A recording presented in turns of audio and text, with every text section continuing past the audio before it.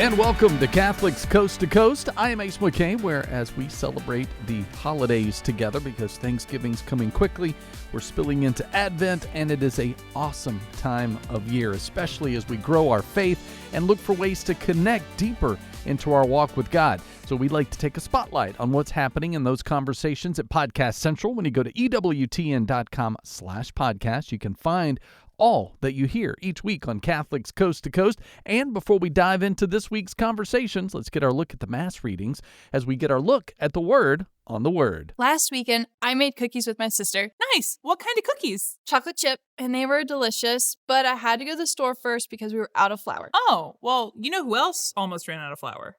The woman in this Sunday's first reading. The reading from 1 Kings picks up just after Elijah prophesied a drought. Elijah entered a city and asked a widow for water and food. Wait, stop. You're telling me Elijah just strolled into town, making demands, in the middle of a drought? That sounds rude. Well, God told him to. You see, God commanded a widow in that city to feed Elijah, but we don't hear about that in the reading. Oh, so he was just responding to God's call. Yeah. And the woman only had enough flour to make one loaf of bread for her and her son. She literally said that they would eat it and then die. That's a lot to process. Well, Elijah told her not to fear, but to make bread for him first, because God promised that they would not run out of food until the drought ended. He sounds pretty bossy, but maybe he's inviting her to be more faithful? Right. You can talk about having a virtue all you want, but you have to take the opportunity to act on that virtue to know if you really possess it. The woman did exactly what Elijah said, and the whole household ate for days. This week, we challenge you to ask, how is God inviting me to be more faithful? And catch us next time here on EWTN. Bye. Great reflections as we continue to learn how to be thankful through the month of November. You want to find out more on God's Word? Word on the Word available at Podcast Central when you go to EWTN.com/podcast or subscribe wherever you like to stream.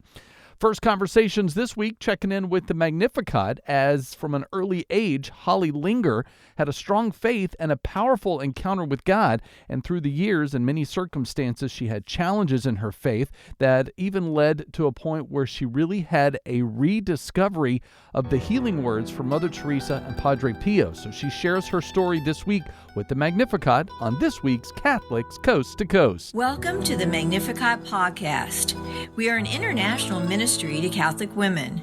Throughout the series, we will pray together, share insights, and hear amazing testimonies, typically from women of faith who have been touched by the power of the Lord in their lives. This is a decidedly Catholic podcast, and in this series, you will hopefully learn more about the Catholic faith, God, the Blessed Mother, and much more. Thanks so much for joining us. Now let's listen to a great program.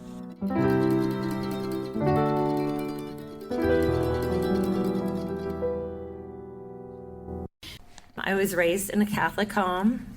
My mom and dad took us to church every week and gave me a great faith from the very beginning. I'm so grateful for that. I attended Catholic grade school, and my first deep experience of our Lord's love came around second grade. I will only explain it to you this way.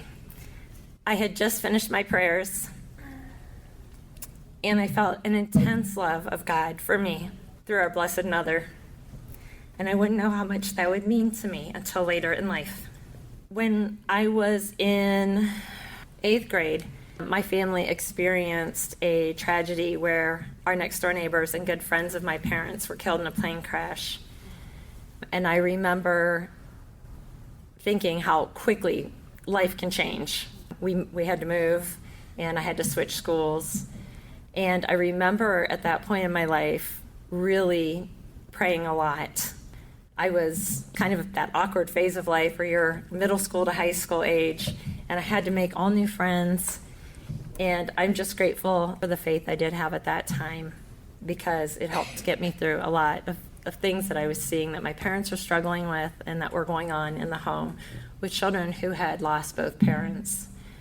So my parents took in 3 children, and the family dynamics were Went from me being the youngest of 3 kids to me being at home. My 2 older brothers took off. They went to college, and so it was me and these 3 young kids that had lost both parents. And I just really am so grateful at that point in my life also for music. So I got really interested in Amy Grant and Michael W. Smith, Stephen Curtis Chapman, and I would listen to that. It would speak to my heart. Like I knew that God's love was there, and I didn't understand everything that was going on in the home, but I knew that God was there for me. Then I went to college and I met my husband, Tim. And Tim was not Catholic. He was Protestant, and he grew up going to the chapel in Akron, and he had a very strong faith, and I was very impressed. We ended up having a lot of conversations, and I was so impressed with his knowledge of the Bible. And I was like, wow, and family really challenged me about my Catholic faith. And I didn't have all the answers at the time. I didn't understand why I believed some of the things that we believed as Catholics, but I knew I loved Jesus, and I knew that God was there for us. And I just saw this young man who loved God and really knew his scripture. So we ended up getting married in the Catholic Church, but shortly after, he was in the Navy, and we moved down to Florida, and I started attending a Baptist church with him. During those early years of marriage, we ended up having 2 miscarriages, and then I got pregnant with our firstborn son, Jacob. And this is really where the story starts to turn for me. I was happy at the Baptist church. I loved Jesus. That never left me, even after I had left the Catholic Church. But there was something deep inside of me that was wondering, like, is this really where I'm supposed to be? When I got pregnant with Jacob, we thought everything was going fine. I was excited because I was 12 weeks along and I hadn't miscarried. And at our 15-week appointment, ultrasound, the nurse and doctor, they were very quiet and left and came back in with a group of people. And I thought, oh no. And it turned out they didn't know what my son had, but they knew there were a lot of problems. And so as the pregnancy progressed, I ended up having lots of complications. I had extra fluid, and I didn't know what was going to happen, but I remember as his birth approached, it was Christmas time. And I remember hearing the song, Mary, do you know? And it was at this point that I would sing that, and I really felt Mary coming back to me again and saying, you just have to trust. I didn't know either. You just have to trust. And so I went into labor on December 25th in the evening. My water broke, and Jacob Marshall Linger was born December 26th at around 2 in the afternoon, and I got to see him for about a minute, and they whisked him away.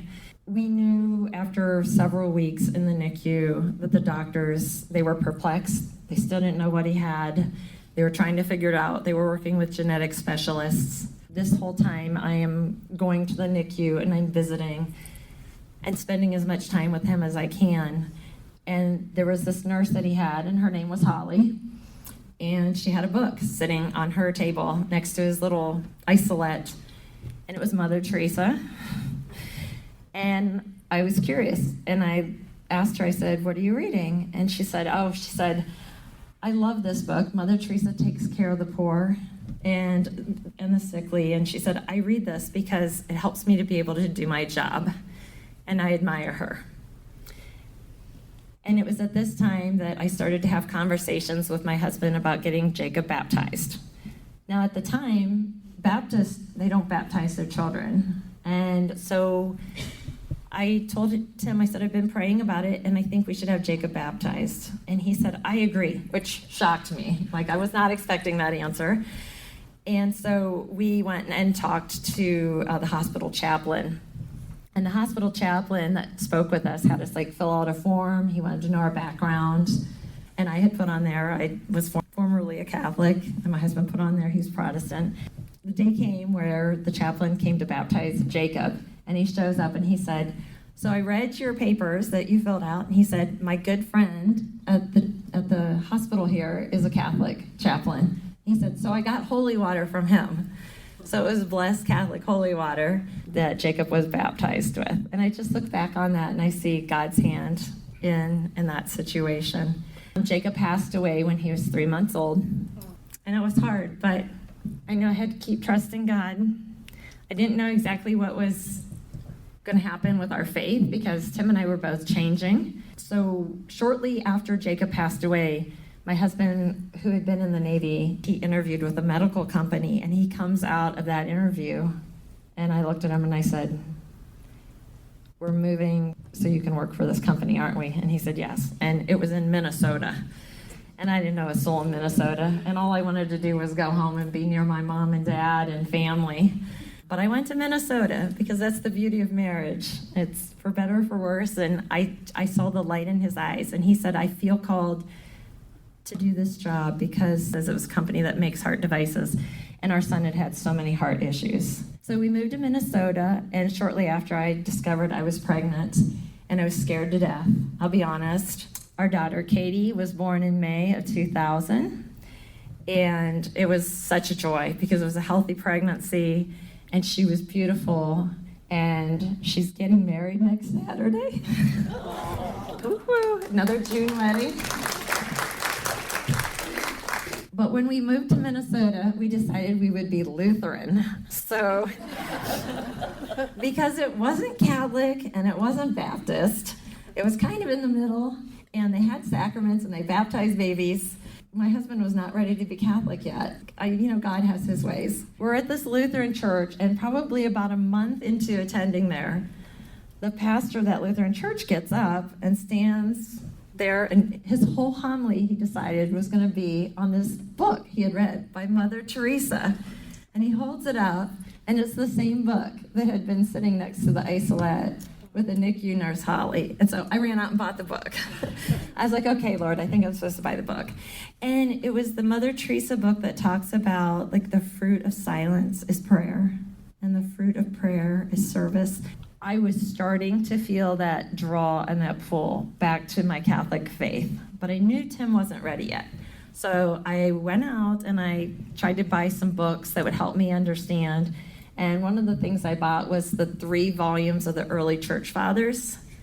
If you know anybody that's not Catholic that wants to know about the Catholic Church and thinks that the Catholic Church invented everything, like in the Dark Ages, the early church fathers were very instrumental for both my husband and I because it showed the Mass, it showed the sacraments, it showed so many things that the early church fathers were talking about. And I'm like, "Well, that's Catholic. Well, that sounds Catholic to me."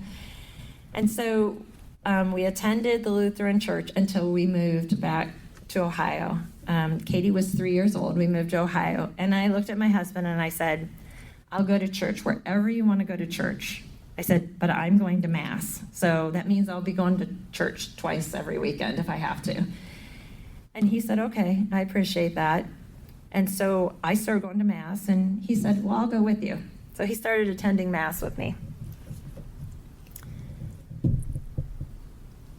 He never stopped attending Mass with me.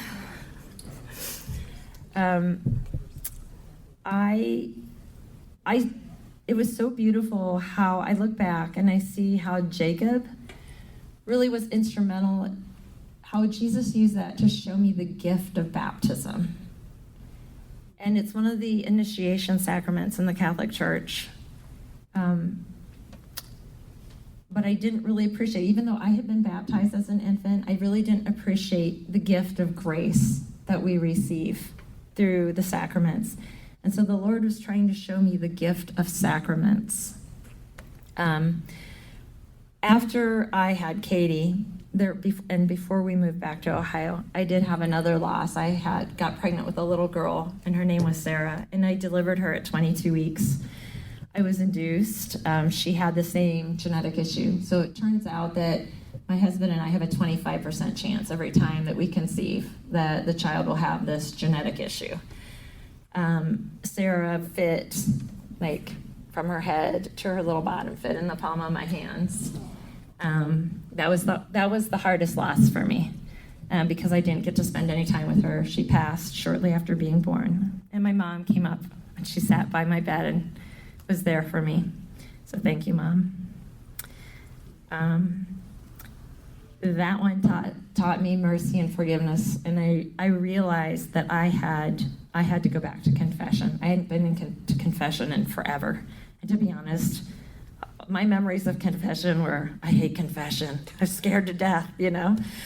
And so when I moved back to Wadsworth and I started attending church, the first thing I did was I called up the priest and I said, can I come in and talk to you? And he was like, sure, you know, and I went in. He was so sweet. He was so kind. If anyone's scared of going to confession or talking about their past or their decisions that they know they need mercy and forgiveness for, our priests are blessed with a beautiful gift of kindness and love. It was an hour in this poor priest's office, and I went through his entire box of Kleenex. And I said, can we just do confession here? And he said, sure. So I had a beautiful confession.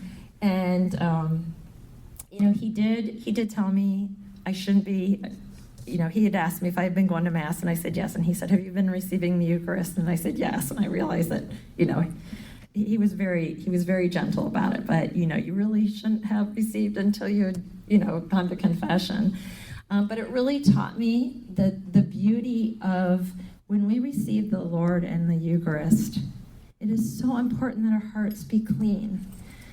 And I had always hated confession, but you learn to fall in love with it more and more when you realize that by going to confession, you are opening up your heart to the beautiful graces that God has to give you. When you meet him in confession, he's there to love you. He wants to be our Savior. And coming forward to receive the Eucharist is such a gift, and it's such an honor for us. And just to have that forgiveness and that pure heart to receive him with is such a beautiful thing. So I'm grateful. I'm grateful for Sarah and her short little life and that gift of mercy and forgiveness. Teaching me, through her, the Lord taught me that gift of that sacrament. I also had a son, Ethan, that was born a couple years later, and he was healthy and wonderful. So now we had Katie and we had Ethan, and everyone's looking at us like, you're done, right? You have a girl and a boy and they're healthy, you're done, right? But the Catholic Church's teaching on openness to life is a hard one. And I had been Protestant, and I knew I can either accept everything the Catholic Church teaches, or I can think I know better. But this was a tough one for me, because being open to life in our situation was not easy. And it really required, I think, supernatural grace from God and trust. I would conceive again with a little girl named Ashley. Ashley would also have the syndrome that my older two that I lost had. And Ashley was born, and when she was in the NICU, the doctor said, you better make preparations because she's not going to survive the drive home, and we can't fix her. She had aortic stenosis, she had cystic kidney, she only had one kidney. The syndrome that my children had affected the center of their body, so it could affect the brain, it could affect the heart, it could affect the diaphragm, the kidneys. So the priest that had so lovingly brought me back into the church came and baptized her. And I remember when he came into the room, he brought a little picture of Pope St. John Paul II and laid it by her head, because at the time he had just passed and they were wanting miracles for beatification. And he baptized her, and the doctors shortly after unhooked the IVs, and they had hospice waiting at the house for us because they didn't expect her to survive the drive home. Well, Ashley came home, and she slept through the night, and I woke up, and she was with us the next day. Finally, the hospice workers finally left that evening because they were waiting, and she just kept living. So Ashley lived, and she was born March 21st, 2007. And by the time Easter rolled around, I started praying really hard. Lord, let me just have her for Easter. Lord, let me have her for Easter. I want to be happy on Easter. And on Easter morning, we put Ashley in her cute little Easter clothes, and we went to Mass, and she had a little tube. She had to be tube fed, and I had to learn how to put that in her, and it was definitely a difficult time in life, but I learned that every day is a gift. Like, all of us think that we have tomorrow, but what Ashley taught me is we don't know. Just because we're healthy, and we assume that, I'm going to go to bed, I'm going to wake up, and I'm going to have tomorrow, but Ashley, I knew every day was a gift from her, with her. That was the lesson I learned from her. So Easter morning, as I was holding her, and it was time to go receive communion, I heard the Lord say to my heart, "You're not going to keep her." And I said, "Okay." I knew that she was a gift from God, which is why I chose Job's, the quote from Job that's on my paper with my picture. It says, "The Lord gives and the Lord takes away. Blessed be the name of the Lord." Ashley lived until July. On July 3rd in the evening, I put her in her bassinet next to our bed, and I could tell she was struggling. And I got down on my knees and I asked the Lord one thing. I said, "Don't let her pass away tonight. I want to be with her. If you take her, just let me be there with her. I want to be there with her." So around 1 a.m, something woke me up. I remember hearing my name and somebody shaking me. But when I woke up, nobody was awake in the house. And I don't know if it was my guardian angel, but I woke up just in time to hold Ashley for the last 5 minutes of her life.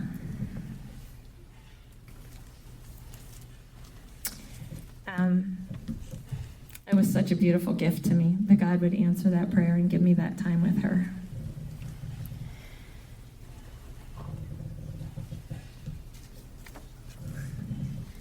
That's when my faith in the Eucharist really became evident that, this truly was God there present in the Holy Eucharist. Sometimes he asks us to do really tough things. He'd asked his mother to do something really hard too.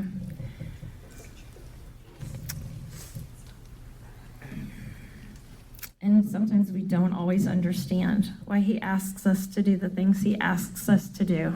But he does ask us to trust him, that he loves us, he's with us on this journey, he'll never leave us alone.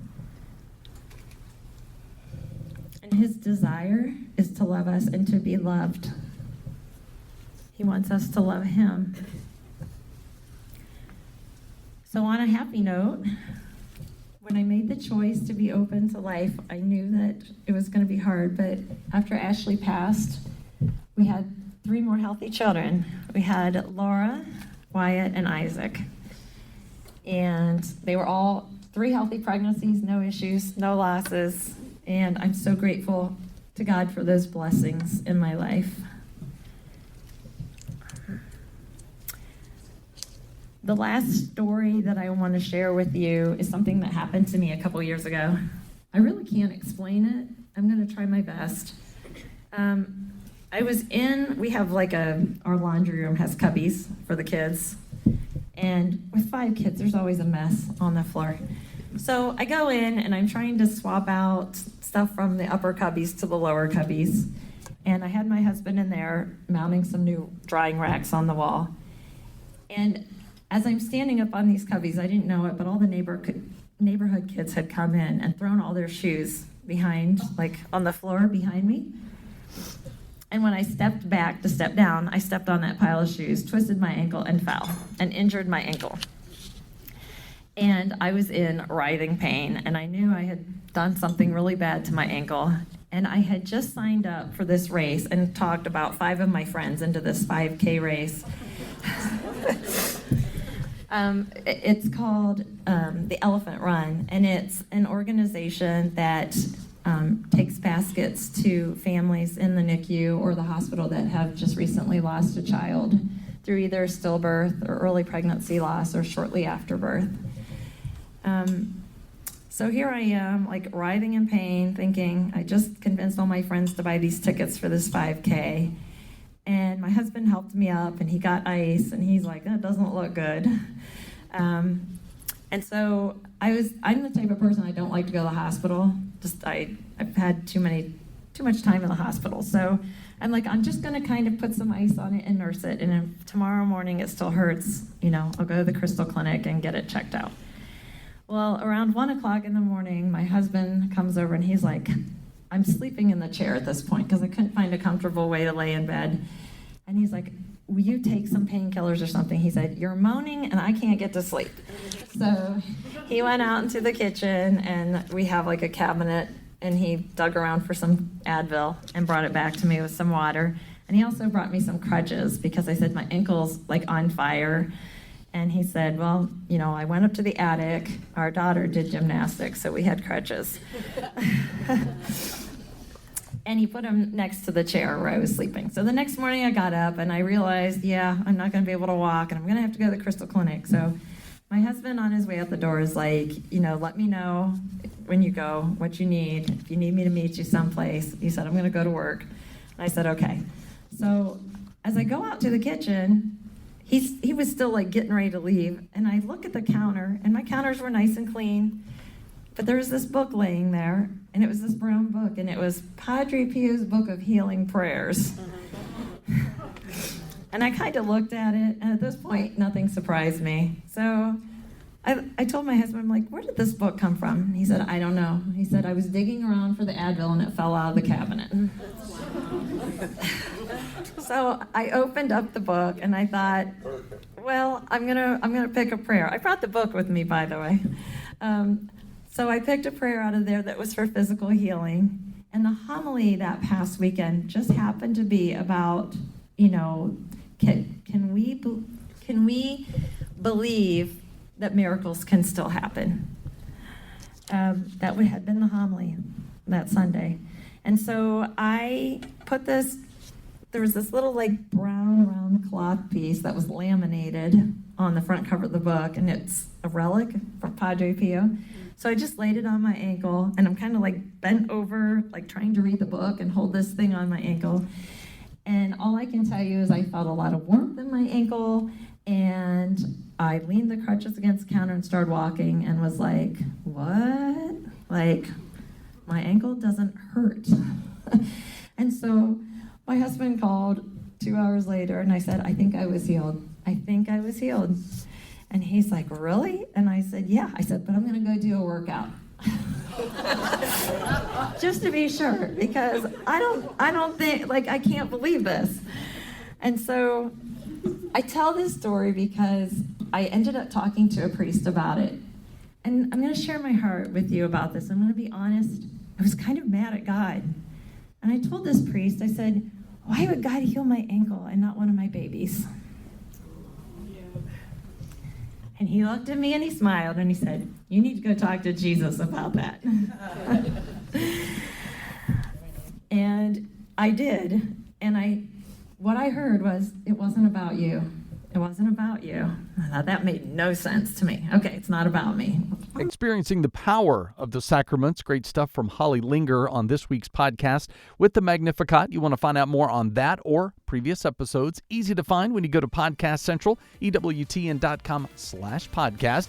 And I'm Ace McKay with Catholics Coast to Coast returns. We're going to dive in and spend some time in the family room. It's actually kind of a cool opportunity because it is a podcast within a podcast. There is a great one called The Heart That God Gave You. And so the family room is inviting us into that one as we share about our faith journey, inspiration behind starting the podcast, and how God is using unique gifts to reach others. So we'll find out more about that when the family room and Catholics Coast to Coast returns.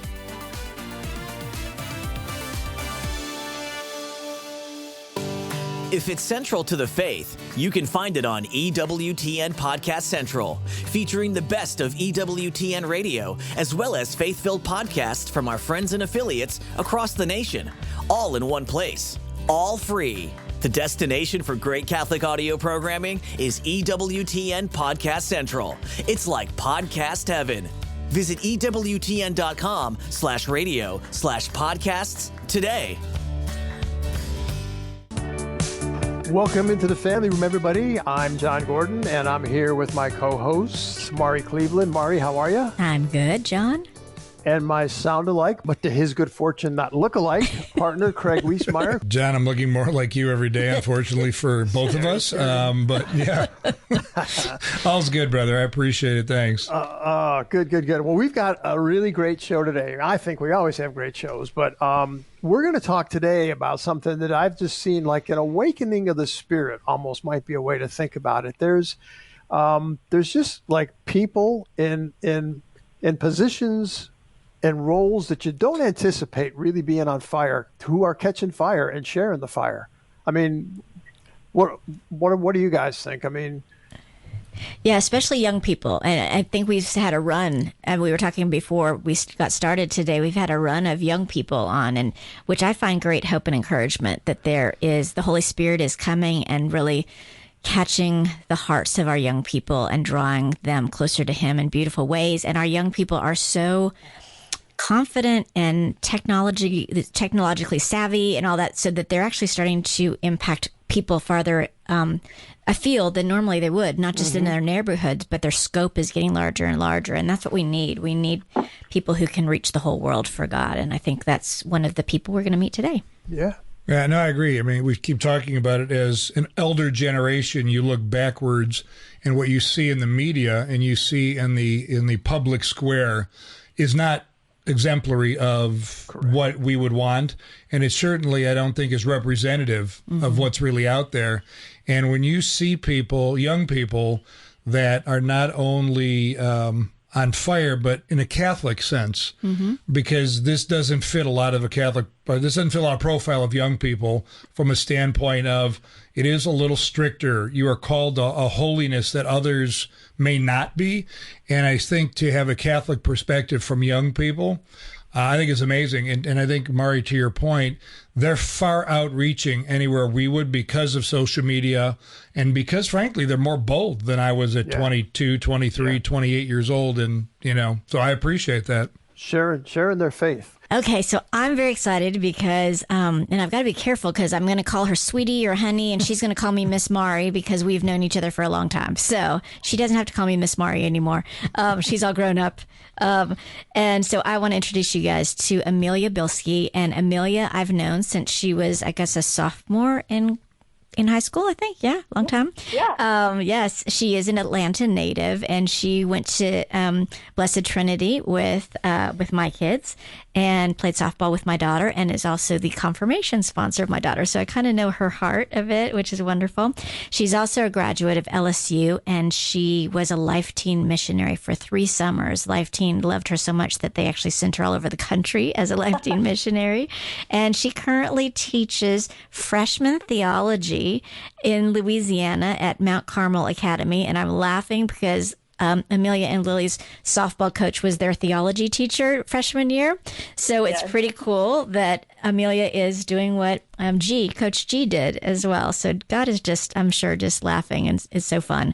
But she's also the creator of a podcast. And that's what we were talking about earlier, about how our young people are on fire for God and they're willing to share their faith in such intimate and rich and deep ways to give hope and encouragement to others. And so Amelia created a podcast, and her podcast is called The Heart That God Gave You. So we're going to talk to Amelia about just her life, her story, and then get into some information about her podcast as well. So welcome into the family room, Amelia. How are you? I'm so good. It's so good to be here. Thank you all so much for having me. We are glad to have you. And Amelia, we like to start, and our listeners like to hear about the faith journey of our guests. But because of the nature of your podcast, The Heart That God Gave You, I thought it would be cool if you could share with us a little bit about the heart that God gave you. Yeah, of course. Yeah, as I think about this, I think the one word that comes to mind is gentle. And then also just, I hope and pray that it's a heart just full of love for God himself and for his children.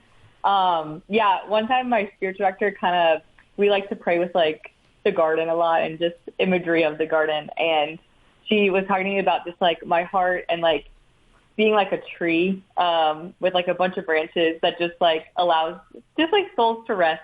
And I hope and pray every day that that's kind of what I can be for people, is just like a wellspring of God's love where they can just come and receive and also just to rest there. Ah, that's a beautiful image. I like that. For souls to rest. Yeah, no, that's awesome. And obviously, when you look at the formation of somebody's heart, you're born with one, but our parents tend to influence our hearts a little bit and influence our faith journeys. And our listeners tend to be more in the parent, grandparent role. But as we look back, so many of our kids or grandchildren walked away from the faith. Share with us what your parents, how they helped shape you in a positive way, but also what they may not have done in a positive way that could have turned you away from your faith, right? So what did they do and what didn't they do that you would look to and say, yeah, I would mirror that if I were somebody else? Right. Yeah, this makes me realize how much I miss them because they're in Georgia still, but I'm in New Orleans now. So I definitely miss them dearly. And just like, I think being away from them now has just continued to like make me love them more and be so grateful for them. And I think just looking back on my life in regards to my faith, the one thing I always think about is they were just very adamant about sending us to Catholic school, which I'm grateful for. And funny now that I actually work at a Catholic school. But I just like remember them being very like, they wanted that so badly for us. And seeing now how it just kind of laid like the foundation for these seeds to be planted in my life, of love for God. And I'm just like very grateful for that. As well as another thing with Mary, my mom was always like, she would always talk about Mary. So would her sister and her mom. So my grandma, they would always run to Mary first. And I never like understood that. But they would just reiterate it all the time or always say, just say Hail Mary or anything like that. And yeah, I like didn't get it, I think, until I kind of almost got to college of what it really looks like to have a relationship with Mary, and how she is just somebody who always leads us to Jesus no matter what. But yeah, and I think something I'm very grateful for too is that they never really like pushed the faith on us or like made us do anything. They kind of gave us a space and opportunity to choose it for ourselves. So I just like really am grateful for that. And as I look back, just love them a lot and grateful for like the foundation that they laid for me to have a strong faith life in the future. That's great. Great answer. Yeah. So you mentioned heading off to college, and a lot of, and we didn't say this earlier, but you are going to be 23 tomorrow. So you are newly out of college, but have been teaching now for about 6 or 7 months or so. But a lot of parents are thinking, oh my gosh, my kids are going to head off to college and that's it. I've lost every opportunity, and they forget God actually goes with them to college, that the Holy Spirit is everywhere, I think sometimes. But what advice might you have for those young people who are heading off to college, especially the ones who are going off to a public university? Because like you said, you'd gone to Catholic schools your whole life, and then you chose LSU, very large public university, right? So what kind of advice do you have for young people who are headed off to that type of an environment? Yeah, so I think I just want to say first that it is so possible to keep growing in your faith in college, because even when I was in high school, I had the flip view where I'm like, oh, my faith is going to crumble. Like, I don't know what I'm going to do without like my community, my friends. But I just want to say that like it is possible, and I want you to believe that. Yep. Because I think I'm like a living example of it, where I just like, I wasn't sure, but he just like provided in abundance. And yeah, like I said, I think college is a place where my faith was able to flourish the most, and I never would have expected that because there was so much room and so much opportunity to choose it. And I think it's all about putting ourselves in the places where like God is giving us, God is pursuing us. So one thing I think of a lot is surrounding yourself with people who have the same morals and values as you and who are striving and chasing after the same things. I remember when I got to LSU, I immediately was like, okay, I need to find the Catholic Center or wherever the Catholic Church is, because that's what I know. And I might not know people there yet, but I know that if I'm choosing God, like he will bring people along the way for me to like run with me to heaven.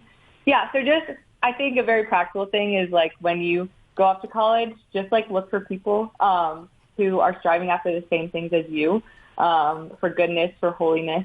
And another thing, too, just in general, like, don't be afraid to put yourself out there. I think there are, like, friendships I made in college that might not have ever happened if, like, one of my friends didn't put herself out there or vice versa, or I didn't put myself out there. Just to be confident in yourself and to surround yourself with good people.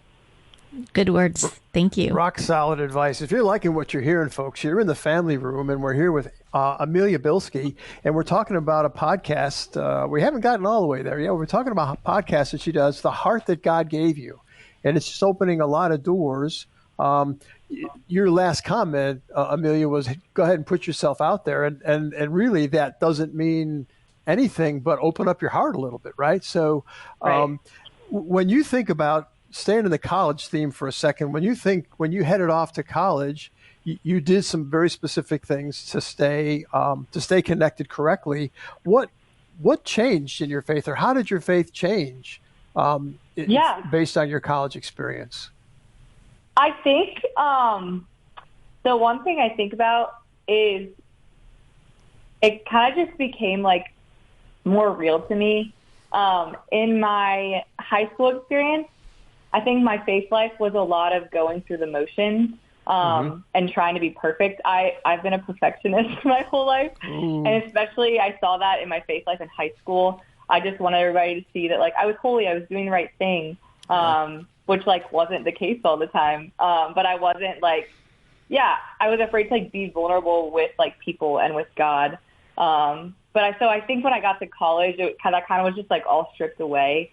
And I, like, kind of realized, like, the realness of it and how our faith and our prayer is actually in, like, our day-to-day mundane, like, moments. And the Lord just kind of provided a space to, like, strip that perfectionism away. And for me to just, like, be real before him. And I think that's when the real, not the magic, but, like, the real magic happens is when he's able to love you, like, where you are. Yeah. I'm actually going rogue, as I usually do. So I have maybe an odd question for you, because you talk about, your podcast, The Heart God Gave You, and it sounds like yours was predisposed to a faith life and God from a younger age. Yeah. Well, you've gone to a big secular college. There are kids that even you went to high school with that weren't disposed the same way. So what would you say to somebody who may not have a child like you that's disposed to it, but yet has a heart God gave them? And how would you advise that particular parent of your kid going off to college that might make them have hope versus, okay, we're done. He's over, she's over. They're going to, you know what I mean? That makes sense? Yes, that's a great question. And my immediate thought was St. Monica. Oh my gosh, I always go back to her, especially just as a parent, because she was the parent of St. Augustine, right? Yep. Correct. Yeah, and just like, she just prayed consistently every single day for her son. And like now her son is like one of the greatest saints in the church. And I think, it's hard, like when we get older as kids, it's like we're kind of independent and like do our own thing. And when we go off to college, like our parents aren't going to be there with us. But I think, and it sounds such like a simple answer, but just to pray, like continue to pray for your children, because prayer is so real and so powerful. And I think we can forget that a lot. If you look at St. Monica and St. Augustine, she prayed for him every day and he had this huge conversion. And so just never like doubt the power of prayer, even if you feel like you're not in control of like the situation, because God always is. Yeah. No, that's great, because I know my mother had a prayer like that when I was an idiot in college. And she said in her prayer, though, God asked her specifically, whose son is he? Mm-hmm. And she was like, well, mine. But he was like, no, whose son is he? And gave her the heart of, if he's my son, I'll take care of him. But you need to, like you said, pray for him. But you need to release him to me. You need to trust me that, whatever. And she was like, I quit worrying about you from that day forward, because God told me that he was in charge. That's cool, because a lot of parents need some of that peace, right? Mm-hmm. The other thing you mentioned when you mentioned St. Monica, not only was she praying for her son, but she was praying for her husband too. Her prayer for her husband, who was also, he was a pagan, he was very violent. And so she prayed for him, but she also demonstrated a really gentle heart. You know, Amelia, you're talking about having a gentle heart. She demonstrated a gentle heart. She continued to express her faith, and he knew she was going out to pray and things like that. She never backed down from being very open about her faith, and that's what you do too, Amelia. Be very open about your faith, right? And so she continued to show him. And so when he did finally have kind of this moment where he needed God and he knew where to go, he knew his wife was one who was really close to God, and so that was pretty cool. Yeah, very much so. Yeah, that's part of it. Yeah. So, Amelia, one of the things that we mentioned in your introduction was that you worked as a Life Teen missionary in the summers. And I know Life Teen is a wonderful program. Some parishes have it. I know you were involved with it at St. Anne, where you went to church. And you were in high school, you were part of it, but then you also were a missionary too. And some of our listeners may not know all that Life Teen offers and what kind of things that they do. But can you tell us a little bit about your experience with Life Teen and your experience as a missionary? Yeah, of course. So if you don't know what Life Teen is, it's basically a program and organization that's all about leading teens closer to Christ. So they focus on evangelizing to high schoolers, anywhere from like rising freshmen to graduated seniors. So I was a part of the Life Teen program at my home parish in Georgia, St. Anne. I am so grateful for it because I think that was the place where I first met Jesus and encountered Jesus. And I remember thinking before, like, I knew there was a God that loved me, but it felt so distant. And when I got to Life Teen and like just saw the way that the teens like encountered Jesus in the Eucharist, that's when I kind of realized like, oh, this is real. And like Jesus wants a relationship with me personally.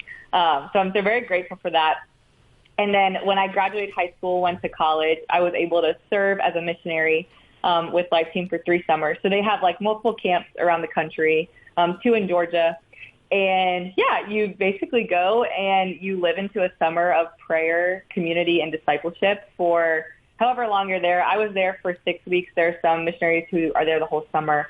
But yeah, I served on session 2 for the first 2 summers, and then was in California for the last summer for 3 weeks. But yeah, you really just learn. I want to say you like learn your imperfections.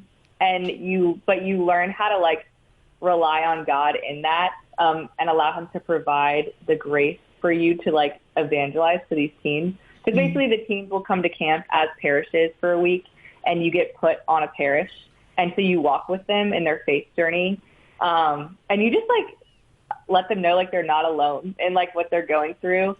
And there's just some really beautiful encounters and conversions in the teams that I've seen in my summer serving, even in my own heart. Like that first summer that I served just completely like changed my entire life and the trajectory of my faith life. But yeah, Life Teen was amazing. It's a great organization. And even just as a missionary, learning like what prayer is, learning how to live into holy community and how to disciple people just like has truly changed the course of my faith life. That's very Really, I have a question. Before we talk really deeply about the podcast, you know, the heart that God gave you, he gave you a great heart to do this, but I'm curious, what crosses did he give you that maybe helped you as a Life Teen mission also? What were the things that weren't so perfect that were good at the end to help you as a Life Teen missionary? Oh, great question. I think just even, I kind of touched on this earlier, but just in my faith journey, like I have just had like this huge perfectionist like ideology with like everything in my life.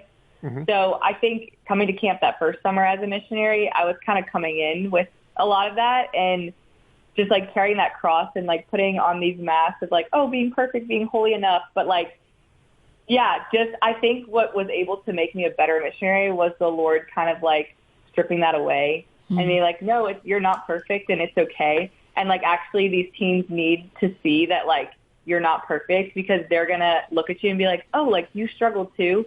And they're going to encounter like God's love through that. Yeah. And I think also another thing, just like practical wise, it's like exhausting because you're awake at like 7 a.m. and then you don't go to bed till like almost 11 p.m. But it's like you see how much like God can provide for you when you feel like you have nothing. And like the word I think of is poverty, but like he provides so much like in our poverty. And that was like such a beautiful grace that I saw during the summers. That's cool. Thanks for sharing that. You know, this is such a powerful word because I think as adults too, if we want to share our faith, being real with people, making sure that that intimacy, we let people see into us and let them see we're not perfect. And people have impressions sometimes. Oh, you have a podcast, Amelia, or, John, Craig, Mara, you guys volunteer at the Quest and you have a radio show. You guys, it must be holy and you must be saints. And it's like, no, far from it. We are not holy. We are not saints, right? And it's so important that Craig, sorry. Thank you. Yeah, Craig is over here hitting me because he actually is holy and is a saint. You realize there is no Saint Craig, by the way. I didn't think about that. In the history of the church, there is no Saint Craig. So, and I will not be the first one. I will guarantee you that. One. Yeah. Oh, that's something we can pray for, right? That's so cool. There you go. Ouch. Yeah. Should have kept quiet. No, but Amelia, when you were saying that about bringing your crosses in, it is interesting how I had somebody the other day, they were praying for me and they said, I have this impression that you're like carrying a cross. Do you want to keep carrying this cross or do you want to give it to Jesus to carry? And I was like, ooh, wow. I'm trying to do it on my own, right? I'm trying to, I'm trying to carry all this on my own. I'm trying to, yeah. So it's so good for us to think about that. So just tell us more about why did you start your podcast and how did you come up with the name, The Heart That God Gave You? What a beautiful name. So why'd you start it and how'd you come up with that name? Yeah. Okay. So I think ever since I say little, but I'm kind of talking like high school maybe, I'd always like had this dream to be a Catholic speaker. Like, I don't know why. It was just always there. I enjoyed like talking in front of people, but most importantly, sharing my faith. So it was always like there, and the Lord would kind of always bring it up and remind me. I was like, oh, I don't have the tools to do that. I don't have time to do that. You know what I mean? But yeah, I think it was the summer after my junior year of college. I had a lot of time before I left for camp in San Diego, so like all of June. And I was just home with my parents, just kind of resting. And the Lord was just bringing it up a lot. I would go pray, and he would be like, you should like start a podcast or like do something where people can like hear about the faith and like the way that I love them. And I was just like, I would like kind of blow it off. So I'm like, I don't have time. But then I would sit there over the summer. I'm like, I actually do have the time and like the means to do this. So like, why not? And so little by little, just that summer, especially, I think it was June, just kind of like piecing it all together and seeing how it would work. But yeah, it was like all the Lord's grace. And also I also forget too, just like being able to respond to that, because I would brush it off in the beginning, but like the Lord will come through like when we respond to him in those things. So. And how did you choose the title? So I realized that the way I encounter the Lord a lot is through the hearts of other people. First and foremost, definitely through prayer, but just like in talking to other people, I think every person shows an aspect of his heart that no one else does, because we're all created uniquely. So I've come to know the Lord a lot in different ways, just through the hearts other people have, and that's kind of what I wanted to show in the podcast. That's really nice. That's deep. Yeah, that's is. Deep. I was going to say, that's something we could each camp on, right? I could sit here and think of each one of you and what part of God's heart you demonstrate. That's pretty cool. It's what a great manifestation of the whole concept, created in the image and likeness of God, right? This infinite heart of love. Yeah, wow. Definitely. But I'm seeing 23 and I'm hearing 53, 63. I mean, the depth of wisdom is impressive. I warned you guys. Pretty cool. Okay, and I'm going to mention one thing too, is that you also shared your dream, because I know that didn't your dad like start buying you equipment or something to get you started? He did. He's been the best. He has helped me so much in the start of it. He bought me like the mics and everything, and yeah, he's awesome. There is power in storytelling, being vulnerable, and how young Catholics are stepping out in faith. to make a difference. Great stuff this week from the Family Room and our friends at the Quest in Atlanta. You want to find out more on this show or others that you might have missed, just go to Podcast Central at EWTN.com/podcast. And you can also stream your favorite podcast wherever you like to stream. Just know EWTN makes it simple for you with On-Demand and Podcast Central. I'm Ace McKay. That's going to do it for me this week. I'll see you again as we continue to let God define who we are. And we'll do it again with Catholics Coast to Coast.